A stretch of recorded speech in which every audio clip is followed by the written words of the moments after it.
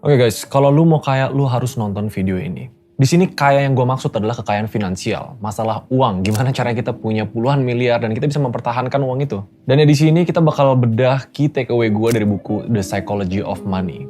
Tapi di sini gue bakal ambil inti-inti key takeaway berdasarkan versi gue. Jadi nggak berdasarkan bener-bener chapter by chapter, tapi menurut gue apa sih key message atau inti-intinya yang bisa diambil buat kalian. Realitanya kalau kita ngomongin tentang kekayaan finansial, percaya atau enggak, di buku ini dikutip 99% kemungkinan kita bisa kaya dan stay kaya adalah behavior kita. Gimana kita punya perilaku dan relationship kita terhadap uang itu jauh lebih penting dibanding angka, perhitungan, dan lain-lainnya. Gue akan bagi bagian ini ke 5 bagian dan bagian kelima menurut gue salah satu yang paling penting yang semua orang tuh gue rasa belum bisa belajar. Tapi kita bakal mulai dari bagian pertama. No one is crazy.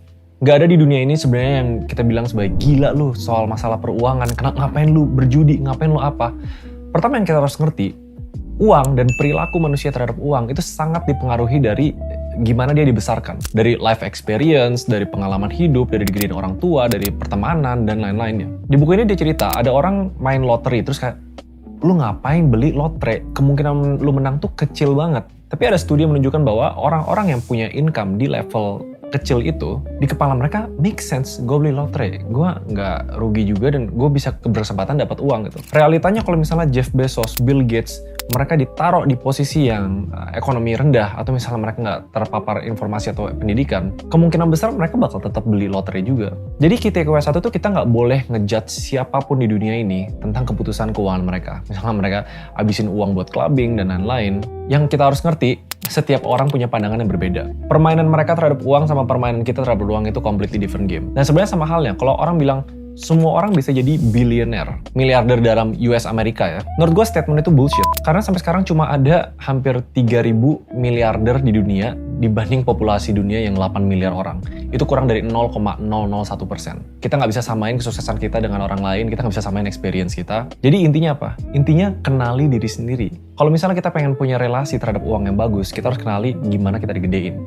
Apakah kita tipe yang, kita takut-takutan, apa kita tipe yang dari kecil diajarin untuk selalu jaga-jaga, harus kenali diri sendiri. Dan nggak bisa dibanding sama orang lain. Kalau orang lain bilang, saran lu taruh di sini, uangnya mending gimana? Belum tentu bisa sama untuk kalian. Dan kalau mau kaya, mau bener-bener kaya, harus ngelewatin step 1 ini. Nah, poin kedua key takeaway-nya adalah hoki.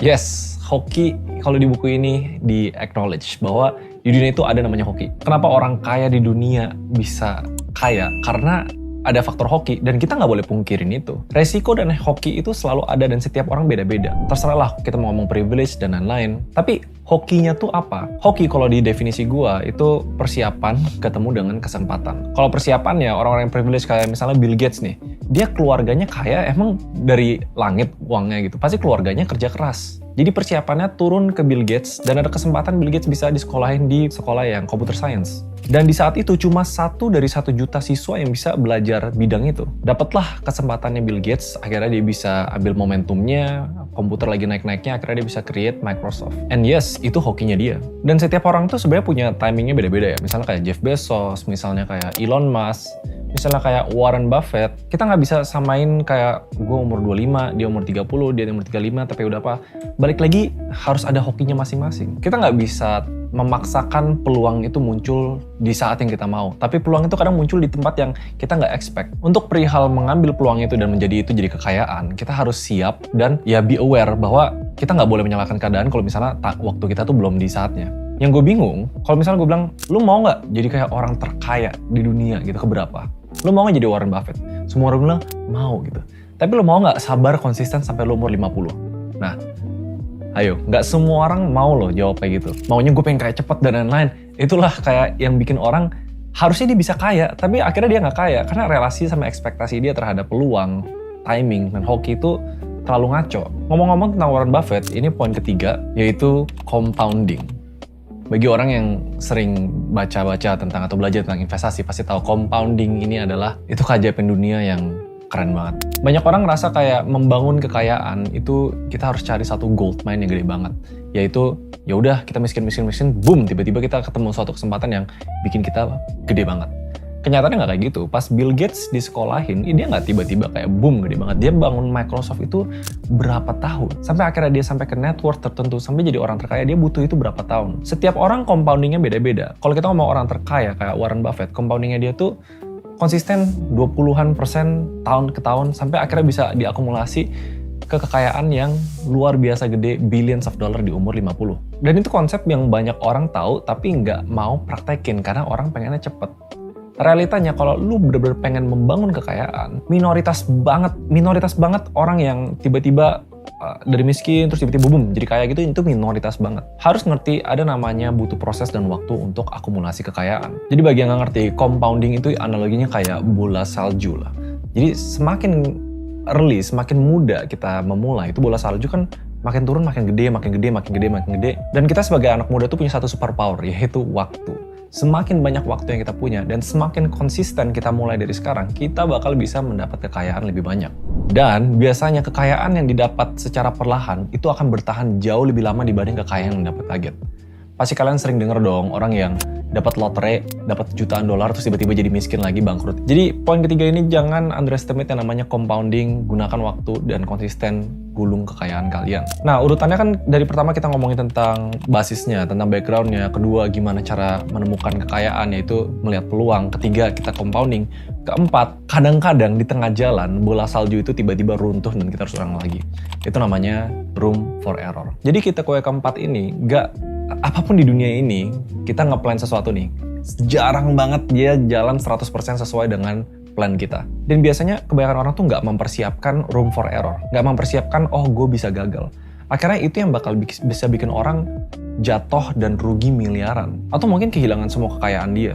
Contohnya, di saat kita investasi, terus kita ngelakuin trade yang bagus gitu, misalnya setiap tahun kita dapat 30%, bisa aja tahun ke depan kita kehilangan 60%. Dan kalau misalnya orang yang nggak mempersiapkan di poin keempat, yaitu room for error, dia bakal all in, semua pendapatan dia selama 3 tahun terakhir hilang dalam 1 tahun, itu bisa jadi. Jadi kalau misalnya kita ngomong tentang kekayaan dan uang, jangan kira uang yang lu dapat itu bakal selamanya lu bisa pegang. Skill untuk mendapatkan uang sama skill untuk mempertahankan uang itu dua hal yang sangat berbeda. Dan kalau misalnya kita udah ngomong di poin keempat, itu udah ngomong tentang mempertahankan uang. Dan sebenarnya itu poin kelima juga nanti. Kita harus ingat, keputusan kita tuh kebanyakan peluang, bukan kepastian. Kalau misalnya kita punya kesempatan untuk menggandakan uang, itu peluang untuk menggandakan uang, bukan kepastian untuk menggandakan uang. Dan kebanyakan orang tuh nggak ngerti konsep ini, mereka terlalu naif, mereka terlalu kayak, oh ya udah, gue bener-bener, gue all in, tahu-tahu malah kehilangan semuanya, ulang lagi dari step 1. Menurut gue sayang. Jadi key takeaway keempat yang gue pelajarin dari buku ini adalah save room for error. Expect bahwa kedepannya ada kegagalan atau ada minus lah di dalam keuangan kita. And it's okay. Analoginya kayak pajak belajar, bukan fine, bukan denda. Nah, tapi sebenarnya menurut gue ya, yang paling penting itu, karena gue di tahap ini, yaitu tahap kelima.